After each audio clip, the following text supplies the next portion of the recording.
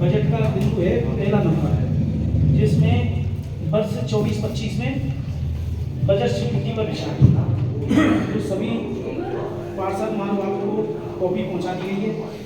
उसमें मैं बताना चाहता हूं, वर्ष 23-24 स्वीकृत बजट 42,10,02,995 रुपये। प्रस्तावित आय जो है वो रखी है हमने 46,72,98,018 रुपये। ये हमने आय का रखा है। और जो स्वीकृति है वो है 42,10,02,995 वर्ष 23-24 का। और व्यय का है इसी में 46,72,98,018।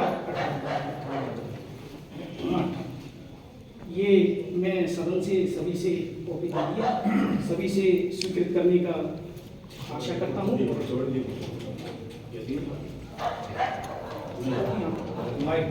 एक उधर दे दो।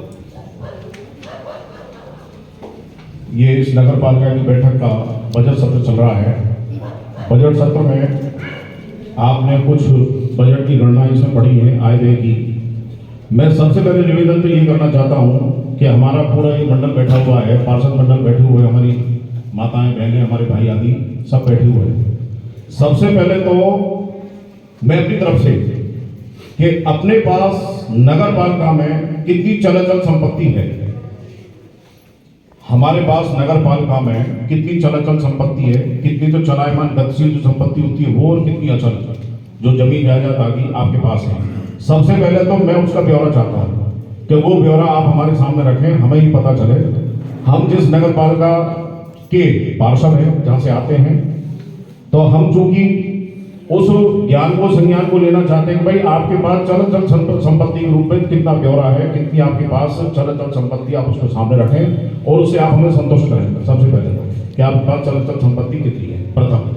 और ये जैसे कि आपके पास कागजों में आपके पास आपके कर्मचारी बैठे हुए हैं, और जो भी आपके पास हमारी संतुष्टि के लिए, हमारे संतोषजनक व्यवहार के लिए आपको जो भी उचित लगे उस हिसाब से सबसे पहले तो आप ये ब्यौरा हमारे सामने रखें कि चल संपत्ति है कितनी। विधायक भैरव चंद जी चौधरी, अध्यक्ष महोदय, उपाध्यक्ष महोदय, ईओ साहब, सम्माननीय सभी पार्षदगण, जैसा कि हमारे पास आज जो ये बजट बैठक है इसके एजेंडा की कॉपी भेजी गई। मैंने एक साल पहले जो बैठक हुई थी बजट की, उसमें भी मैंने कुछ जानकारियां चाही, लेकिन आज तक एक साल में वो जानकारी मुझे नहीं मिल पाई। जिसमें सर्वप्रथम तो ये है कि हमारे पास पालिका के पास कितनी चल और अचल संपत्तियां हैं, इसका ब्यौरा दिया जाए। दूसरी, नगर पालिका के पास कितनी वास्तविक आय है और कितनी वास्तविक देनदारियां हैं, काल्पनिक नहीं, वास्तविक। मुझे एक साल हो गए मांगे हुए, लेकिन आज तक नहीं दी गई।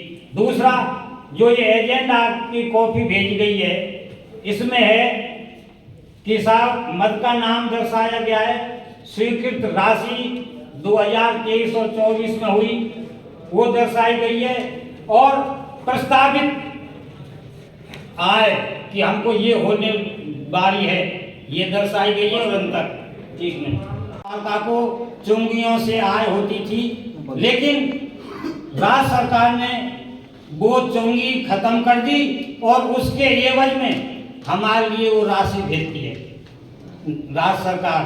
तो ये 4 करोड़ रुपए स्वीकृत राशि हुई थी 2023 और 24 में, ये तो दर्शा दी, लेकिन कितनी मिली राशि वो इसमें नहीं दर्शाई गई।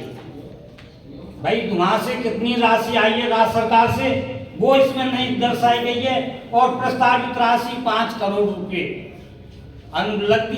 जब हमको पहले ये बताया जाए कि हमको इसमें चुंगी पुनः भरण राशि में से हमको राज्य सरकार ने कितनी राशि दी, और एक है भवन एवं भूमि कर, एक है नगरीय कर। इसमें भी वो राशि दर्शाई गई है और प्रस्तावित राशि हो, लेकिन ये नहीं दर्शाया। ये एक स्टाम्प मोहर की तरह हमको यहाँ बुला करके और दस्तखत करवा करके रजिस्ट्री कर दिया जाए, ये गलत है।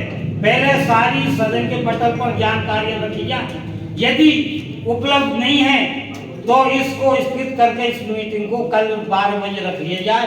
24 घंटे में समय मिलेगा आपको, उसको ला करके सदन के पटल पर रखे जाए सारी जानकारी, जिससे संतुष्ट हो पार्षद कि भाई हम जिस संस्था के सदस्य हैं, हमारे पास ये चीज है और ये वास्तविक देनदारियां हैं। समय से मांगेंगे तो हम उपलब्ध कराएंगे। आपने मुझसे आज तक नहीं मांगी है। नहीं, मैं 1 साल पहले कह तो पहले की बात नहीं है, अब तो 1 साल पहले बैठक में मांगी थी, आज तक नहीं मांगी। आदरणीय विधायक महोदय, अध्यक्ष महोदय, वाइस चेयरमैन, सर्वे के लिए यूनिट टैक्स के लिए उसमें क्या है, हमारे यहाँ कर्मचारियों की कमी है, डिविडेंस का, तो उसके लिए हम आप प्रस्ताव लेंगे तो आय के लिए इसको कराएंगे और पूरे प्रयास किए जाएंगे। आप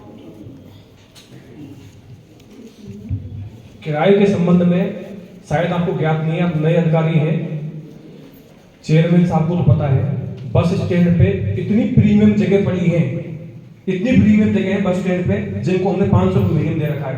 आज उन दुकान अगर किराया नहीं दे रहे हैं तो दुकान को खाली तो करवा लो, वसूलते अब बाद में रहना।